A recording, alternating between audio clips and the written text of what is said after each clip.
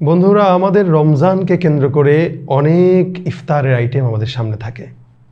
আমরা কি জানি রাসূল করিম সাল্লাল্লাহু আলাইহি ওয়াসাল্লাম ইফতার কতটুকু করতেন? আমরা ইফতারকে মনে করি বিশাল আয়োজন হবে, জমজমাট আয়োজন হবে। ইফতার সামনে নিয়ে আমরা বসে গল্প করি যে আমাদের আজকে 10 আইটেম, 15 আইটেম, 20 আইটেম। এটার ভিতরেই সওয়াব নয়। রাসূল করিম সাল্লাল্লাহু আলাইহি ওয়াসাল্লাম 3টি খেজুর, কখনো 1টি খেজুর, কখনো শুকনা খেজুর, কখনো ভিজা খেজুর, কখনো শুধুমাত্র পানি দিয়ে ইফতার করেছেন। ইফতার এটা সুন্নাহ, এবং সময় হওয়ার সাথে সাথে ইফতার করা এটা রাসূল সাল্লাল্লাহু আলাইহি ওয়াসাল্লামের সুন্নাহ। সুতরাং আমরা বেশি আইটেম নয়, বরং সুন্নাহ মোতাবেক ইফতার করব এবং প্রতিদিন অন্তত একজনকে হলেও ইফতারি করানোর চেষ্টা করব। কেন?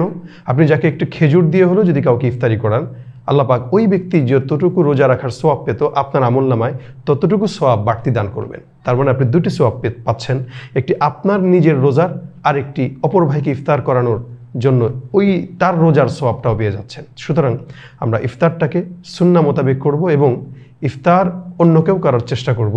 আল্লাহ পাক আমাদেরকে তৌফিক দান করুক।